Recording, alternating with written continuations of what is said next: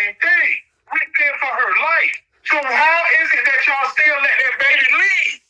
That baby never supposed to leave that hospital. We're learning more about an infant baby girl who Norfolk police say was murdered by her parents. Hillary Johnson II and Zabrea Parker were charged with second-degree murder in the death of their 9-day-old baby girl. Ejana Johnson was born on April 25th at St. Norfolk General Hospital. Her grandfather was there that day and tells me he warned hospital staff that he feared for the infant's life. He did not believe his son or daughter-in-law were fit to be parents. He says his pleas were ignored. So I told him I fear for her life. Hillary Johnson Sr. thought he'd be celebrating the birth of his first grandchild. Instead, he's planning her funeral. Not only me, my dad even said the same thing. We paying for her life. So how is it that y'all still let that baby leave? That baby never supposed to leave that hospital. Shalom, Akim. First off, I want to give all honor, all glory, all praises to Yahweh, Bahashem, Yahushai, Bahashem, and Kakwadash. I want to give double honor to the apostles, prophets, and teachers of great mission for teaching us this truth. Also want to say shalom to the Lord Yahweh, Bahashem, Yahushai's elect, the 144,000 men, and that 1/3 large great multitude of men, women, and children whom He have mercy on these last days. Now, we saw the little clip of the mother and the father unaliving that young baby. And it's just, the Lord Yahweh Shemashah's judgment is going out. In these last days, we literally seeing judgment ramping up more and more. And this ain't the end of it. He's got those evil angels going around everywhere. Those spirits created for vengeance everywhere. You know what I mean? What was that, Matthew 24? When iniquity abound, the love of many wax cold. And you see this stuff more and more. And these judgments, even the Most High is not a respecter of person. So you'll see babies getting it, old people getting it, men, women, anybody can get it. Most High, Yahweh Hashem Yahushai, is not a respecter of person.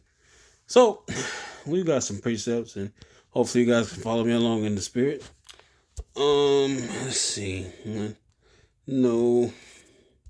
Job 4:7. Let's say when you can start off with.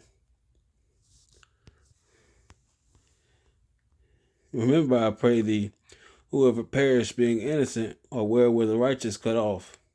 So as we know, we all die, and as we die, none of us is innocent because, us being, Israelites, speaking to the Israelites only, we've all sinned against the Heavenly Father. And during the process of regeneration, reincarnation, sometimes you die as a baby depending on how wicked you was. From a surface, two-dimensional thinking, you're thinking to yourself, oh man, that baby didn't deserve that. But you didn't know who that baby was in the past life. That baby might have been wicked and deserved death, being just I don't know, what was that, a day old or whatever? And then the spirit being put on that man and that woman to do that, they was probably wicked all up until that point too. You don't know how wicked these people are. From a past life, this life, they served out their judgment. That's all that is.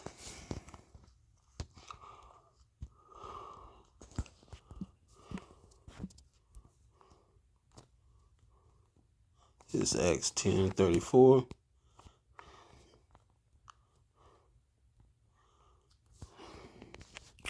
And then Peter opened his mouth and said, of a truth I perceive that the Most High is no respecter of persons. So right here, read a little plainer. Then Peter replied, I see very clearly that the power shows no favoritism, which, that's not true because he has a favorite people. He has a favorite tree. He has a favorite flower. He has a favorite color. He does show favorites, even amongst the Israelites. His elect is his favorites, or even among his favorite people. So, he does show favoritism. This is what it is. But he's no respecter of person. Even though he may love you, even though he loves us, he still chastens us. He still punishes us. He still put the curses on us when we went off. But where do we find ourselves now? At the end of the curse cycle, the end of the world, and where his grace and sufficiency is about to come to an end, and we're going to see judgment come all across the land, and we're going to see, the lake of fire and all that, and you know, uh, coming to the kingdom where all of Israel will be saved. But we get back on topic. I can feel the spirit kind of pushing me away from that. So we had this come out. Go to Romans 2:11.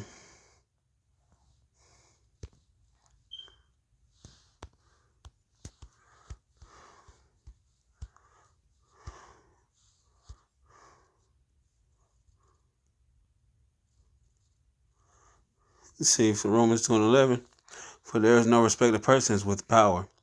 See, he doesn't care if you're old, young, man, woman, child, baby. He's still gonna get your judgment. You don't come back from that. Judgment is gonna come for you.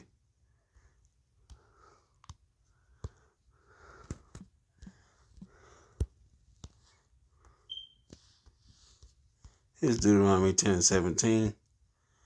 For Yahweh, your power is power of powers, and Lord of lords, a great power, a mighty and a terrible, which regardeth not persons, nor taketh reward. So see, he regards not the person. If you wicked, you wicked, and you're gonna be judged for it. If you're righteous, you're righteous, and you'll be judged for that too, no matter who you are.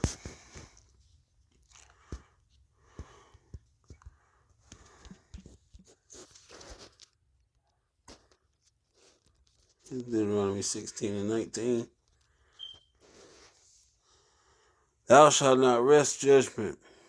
Thou shalt not respect persons, neither take a gift for a gift for a gift, so like it doth blind the eyes of the wise and pervert the words of the righteous. So see, if you were to accept, one thing from somebody, I mean that's accepting their wickedness. Even in 1 John, it said if somebody comes along and they're wicked, don't even wish them Godspeed. Just like it says in Amos, can two walk the path unless they agree? If I don't agree on what you're doing, there's no way that I can sup with you. So, that's all the precepts I have for you. Lord's will, this was edifying. Just another quick one. I say shalom.